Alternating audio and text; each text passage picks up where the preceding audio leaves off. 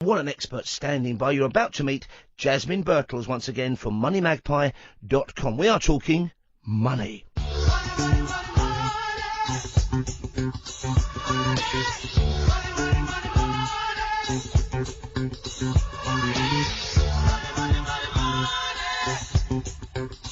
And here she is, Jasmine Birtles from moneymagpie.com. Good morning, Jasmine, and thank you so much for doing this for us. Good morning, sir. Hi. There's bad news, I'm afraid, for people who've worked on the New Day publication, which I was only saying yesterday, shows you what I know.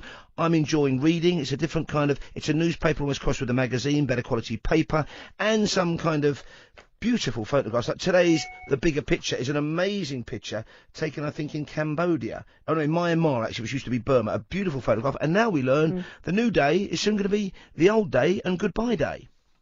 It's amazing. I mean, I'll go to the foot of our stairs. 10 days, 10 weeks. Sorry, that's all it's been. I was just thinking just now. I haven't personally got round to really thinking to myself, I really should have a look at that paper, because when it came out, I thought, oh, that looks interesting. I looked at it the first time. I thought, oh, I must look at that again. And really, I don't know about you, but I haven't heard anything. They haven't mentioned it. No, they haven't done any publicity particularly. There's been no PR. And suddenly they're closing it again without, I consider, really promoting it. Well, also I'm looking at today's copy, and there's the editor's letter. The editor's a woman called Alison Phillips, a very good journalist, and she doesn't mention at all this is the penultimate issue. So one wonders. And, setting aside all that's awful, the kind of job losses and people's futures being kind of, cast a shadow over because of this, you kind of think, did anybody really know how quickly this was going to be a defunct daily newspaper?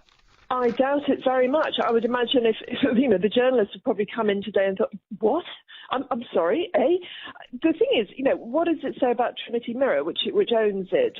Because this is, as we know, most of the media companies, the companies that run newspapers, are struggling with the newspapers. There are only a few that I think are doing well. I think it's the Mail and the FT, really.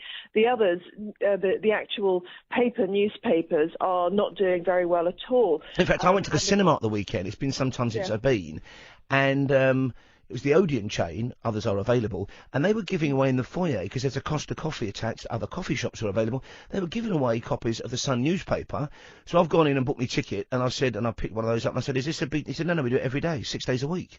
And you think, amazing. Anybody who goes in for a Costa coffee, and maybe just in that particular, is getting a free copy of the Sun. That can't bode well for their future, can it? If the way they had to give away the NME a year or so ago, because they couldn't sell it anymore, the musical paper. Well, exactly, and I don't know if they're still doing it, but at some point when you go into WH Smith, you could get a free Telegraph if you buy a bottle of water. Yeah.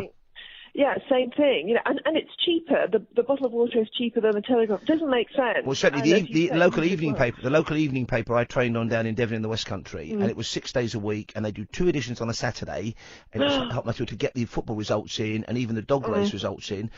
That's now a weekly paper, because everybody seems to be getting their news differently online through the smartphone. But we're expecting an official announcement on the New Day at 7 o'clock today, but it's pretty much a foregone conclusion. Very sad indeed. And now, a story we're covering with our property expert later in the programme, Martin Roberts, but we're going to mention here as well, Barclays are offering 100% mortgage again. How's that going to work, and will it bite anyone, do we think, in the future? Well, I think it's going to do well, frankly. It's not the only one of its kind. This is the if you like, the eighth not 100% mortgage that we've got. There have been some around already from little building societies, but this is the first big bank that's waded into 100% mortgage. Now, it's not completely 100% mortgage. It's kind of somewhere between 100% and a guarantor mortgage, because you can only have it if somebody, probably your parents, put down 10% of the mortgage in a savings account that's linked to that mortgage. And is that for 5 years? They've got to leave that money for 5 years. Is that right? Yeah, 3 years, I think it 3 is. years. But so and there are various hoops. You have to earn at least £50,000 to get it. So it's not for everybody. It's not completely, just sign your name and you can have the whole money like it was before. And do remember, in 2007 there were 238 100% mortgages. So the worry that we're about to get to that is, that's a little bit previous. But it is a bit of an odd one, and I think that it's really because, and I think we are going to have more like this coming onto the market, because the mortgage providers know that there are going to be fewer people going for mortgages. After the big spike in March, when people were desperate to get these properties before the buy-to-let tax, the higher stamp duty came in, I think they realised that prices are probably going to soften over the next couple of years. Because of the buy-to-let tax, there are going to be fewer people doing buy-to-let. And I think they're coming up with ways to get the cash in because they foresee less demand, frankly. I think it's a cynical ploy in that way. And also we've got the news that savers who sign up for the marriage tax allowance might be in for a bit of a shock. Yeah, now this is a weird one, isn't it? I mean, there's now a marriage tax allowance. So, as you know, we can all earn £11,000 before we then have to start paying tax. And government brought in this extra tax allowance. If you're married and you're earning less than £11,000, you can pass on the extra amount to your spouse if they're earning more. But apparently, you have to pass on exactly £1,100 of your unused personal allowance. And if say you earn $10,500, you can't then just pass on that extra $500. You still have to pass on $1,100. And of course, a lot of people don't know that. It doesn't make sense.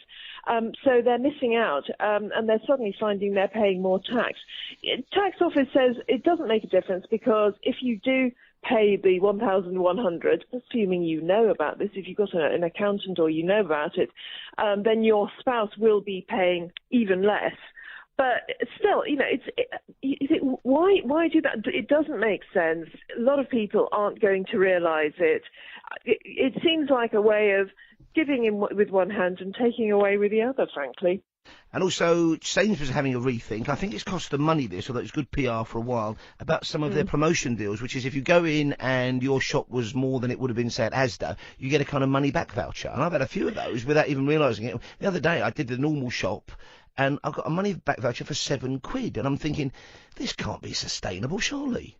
Well, yeah, it does worry me, these lower food prices. I was talking to someone the other day whose father-in-law is a dairy farmer, and he's just giving up because of the milk quotas. Because what happens with a lot of the supermarkets, with milk, for example, they demand blind auctions.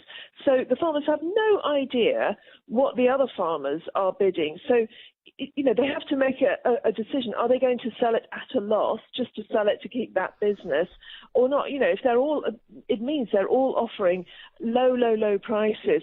And this means that, farmers are going out of business. I think, it's nice for the consumer for a while to have the cheap prices.